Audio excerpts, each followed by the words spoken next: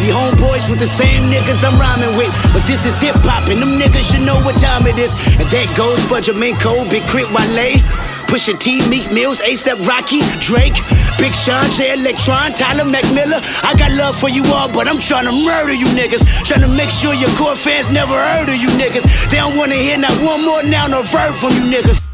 These fiery bars sent shockwaves throughout hip-hop, with living legends like Cassidy and Fabulous responding to the verse, alongside seasoned veterans like Lupe Fiasco and B.O.B., rising stars like Joey Badass and King Los, and even superstars like Kevin Hart. But this isn't about those rappers. This is about the actual effect of the gauntlet Lamar threw down to the 11 artists he specifically mentioned by name. I'm using Metacritic scores to judge growth for the simple reason that's an aggregator, meaning it provides a somewhat balanced view of the album. To be honest, I have very strong opinions on every rapper on this list, and there's a few I've stopped listening to because something about them didn't quite fit my musical tastes. We'll go in the order Lamar mentioned the named rappers, discussing their album scores pre and post control. I think it's interesting Kendrick not only dropped J. Cole's name first, but also referred to him by his real name. Kendrick and Cole have always been intertwined despite only releasing 3 songs together. High Power in 2012, Forbidden Fruit in 2014, and the Black Friday Double in 2015. Kendrick and Cole almost remind me of LeBron James and Dwayne Wade. Similar to James and Wade, both of them shared a rookie year but competed with each other throughout their careers. We've been waiting for them to unite a la the 2011 Heat team, but that seems more and more like a fantasy as time goes on. J. Cole's star has risen in recent years, but it seems the critics weren't quite as kind. I personally love 2014 Forest Hill Drive, but according to the Metacritic aggregate, there was only one album that even matched the peak of J. Cole's debut. I think this might be where some of the divisiveness J. Cole's experience begins to show itself. His die-hard fans represent for him as well as his Dreamville clique, whereas everyone else seems to dismiss him as boring and unoriginal. His numbers were surprisingly low to me, and albeit consistent, which raises an interesting question on what matters more, quality of an album or consistency of a career. Big Crit is one of those guys your friend would describe as the best rapper you've never heard of. Besides the modern classic posse cut that was One Train, Crit was introduced to me by a friend of mine who lived in Birmingham, about 2 hours away from Big Crit's hometown of Meridian, Mississippi. I always wonder if the Deep South was where his influence would stop, and it kind of seems like it has, despite the critical acclaim of his first 2 post-control projects. This sort of regional hero status affects a lot of rappers, but the South is such a hotbed of trends and talent that the double-edged sword of living and creating in an area that dictates so many trends can make or break a lot of artists. After label issues caused him to leave Def Jam, his scores began to dip, culminating in a critically disappointing 2019 release. Wale might be one of the saddest hip-hop stories as far as industry treatment goes. I swear the entire All City Chess Club squad has been cursed with label issues. Asher Roth, B.O.B., Charles Hamilton, The Cool Kids, Diggy Simmons, Dosage, Blue, J. Cole, Lupe Fiasco, every single artist in that clique has had some sort of issue with their record company. His affiliation with Rick Ross's Maybach Music Group is always very interesting to me since MMG doesn't quite seem to align with Wale's musical style, but after nearly 10 years of that label, it's encouraging to see that he's found a home. The absolute freefall of Wale's stature is baffling. Only 3 artists on this list are missing Metacritic scores, and Wale's reason for missing scores seems to be because not enough people reviewed them. I actually really like the album About Nothing, and while it's not setting the world on fire, it's certainly better than the 66 score that he received. He's released albums every 2 years since his debut, and he's also released a ton of mixtapes and is constantly on TV with ESPN and the WWE, so I don't know what more he needs to do to get people excited about a new Wale project. Pusha T is a unique case on this list because everything he did pre-Control was in Clips, a duo with his brother Malice. This legendary group predates Metacritic, explaining the lack of a score for their debut album. By the time the Good Music President was ready to release his own music, Pusha T released back-to-back albums that were above an 80 score, with each one being better than the last. It's a shame it took a beef with Drake to put Pusha T in the mainstream, but don't let that distract you from the rising quality of his discography. There may or may not be a ceiling with how good he can be, but Pusha T has always had a good pick of producers, whether that's with his childhood friend Pharrell, label boss Kanye West, or The Dream. So I think as long as he maintains his calculating approach to hip-hop, The title of Best Rapper Alive Complex bestowed on him in 2018 might be his to lose. Meek Mill is very similar to Big Crit, but he's transcended that regional hero label through his legal fights.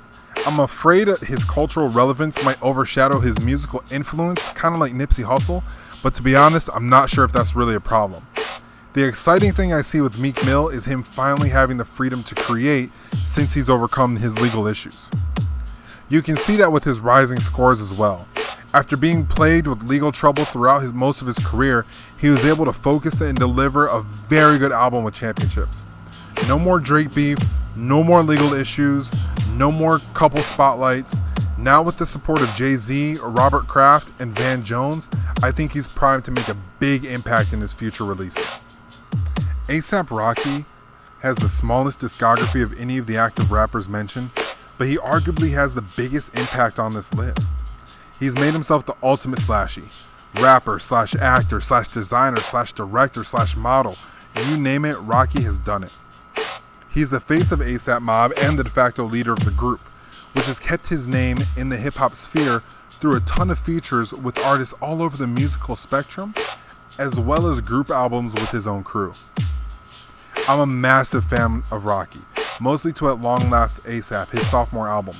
That being said, I completely understand why Testing didn't receive the same acclaim as his last two albums. It completely lives up to his title, but even for me, it took a while to acquire the true taste of the album. He's promised a collaborative effort with Tyler the Creator, and Rocky's next album, All Smiles, is rumored to be out soon, and it's pretty certain a third A$AP Mob album will be out eventually, but my question with Rocky is if his massive artistic ambitions can ever truly be realized.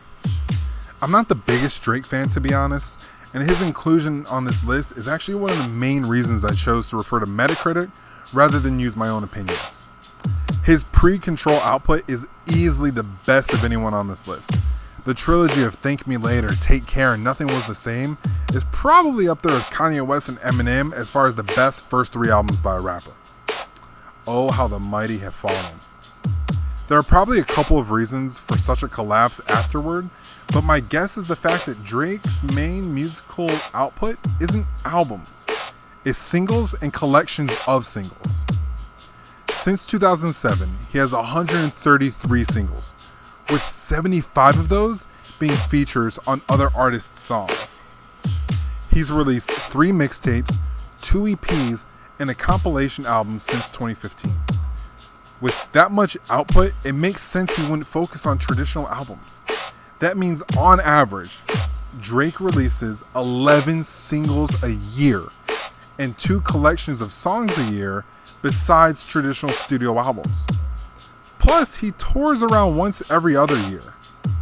All this has positioned Drake as the blueprint for millennial moguls, similar to how Jay-Z was for Generation X.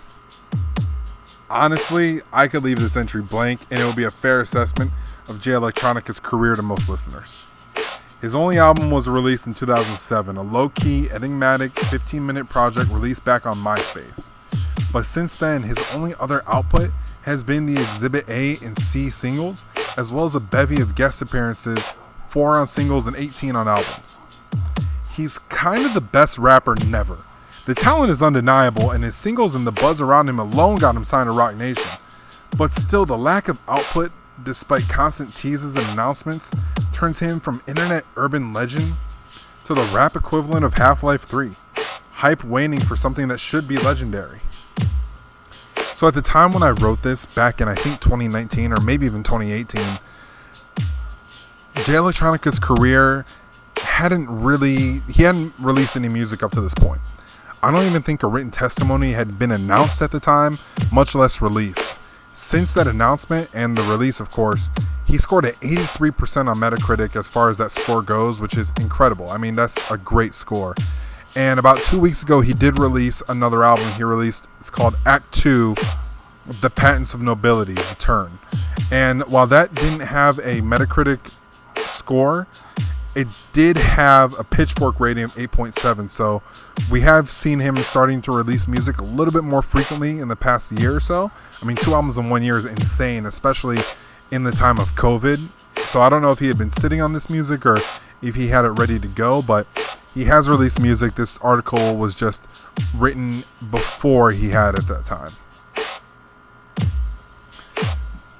Control is Big Sean's song, and each artist's verse is excellent in its own right, but this is probably the best Big Sean has ever sounded to me.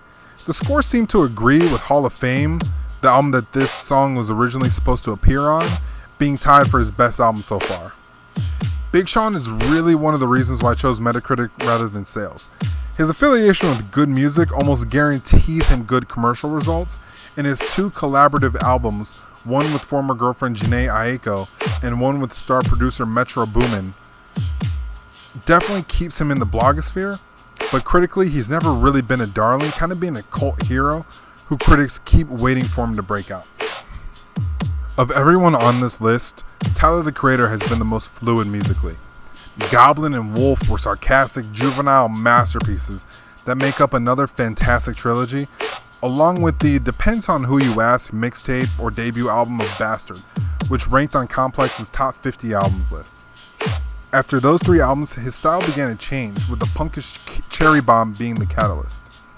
Flower Boy is an absolute masterpiece, delving into identity and love and sexuality while maintaining his introspective rowdiness and raucous thoughtfulness over a perfectly sequenced album. Igor was a worthy successor and seems to mark a transition to a more R&B style, similar to Childish Gambino. And similar to Childish Gambino, I have a question if Tyler Creator's rap career is over and his singing career has just begun. Before his death, Mac Miller was really starting to come into his own as an artist. Blue Slide Park was abysmal, even by fan standards, but by his sophomore release, Miller had recaptured the essence of his mixtapes, albeit in a more grown-up way. He was still improving over his next 3 albums, and I personally don't think he had even peaked yet. Swimming was his highest rated album, although I think The Defined Feminine is his best project. Mac really started to explore musically as time went on, incorporating elements of R&B and funk into his hip-hop, becoming one of the most well-rounded artists of his generation. Drugs were a major part of his music, which is the ultimate double-edged sword for an artist like Mac. So much of what he did was run by emotions, which created some amazing art, but that amazing art was based on experience, and that took a toll on him. Even though drugs aren't anything new to hip-hop, or any sort of music for that matter, having a habit that went from weed to codeine to pills, incorporating professional highs and personal lows, things unfortunately were always going to be teetering on a knife's edge. Rest in peace, Mac. Again, this article was written before Circles had come out, and I didn't want to leave that Mac Miller entry on a bad note, and I did want to mention, just for in artist integrity's sake and for accuracy's sake, that Swimming scored an 83. Whether or not this higher score was because it was a posthumous release, I don't think it matters, and I don't care. Mac Miller was an absolute visionary, and he was an all-time great artist, and he laid the groundwork for a lot of vibe rappers, which, those guys who really make you feel through hip-hop in ways that you didn't think that rap ever could. I just wanted to, really, really tell you from the heart that Mac meant a lot to me and a lot of my friends as well, and his legacy will not soon be forgotten. Of the 11 artists Kendrick Lamar mentioned, we've seen some of the greatest rappers of all time emerge. Pusha T is the veteran throwback, a man out of time being an idol turned rival as a sort of reminder to hip-hop's grittier days, like watching Vince Carter dunk on a hyped rookie. Tyler the Creator and A$AP Rocky have transcended hip-hop in ways that personify the DIY ethos of Los Angeles skaters and the flashy hustle of Harlem drug dealers. Drake turned into a commercial powerhouse that put an entire country on the hip-hop map, energizing Toronto into a hotbed for undiscovered talent. Meek Mill capitalized on his struggles and rebuilt himself into a paragon of criminal justice reform.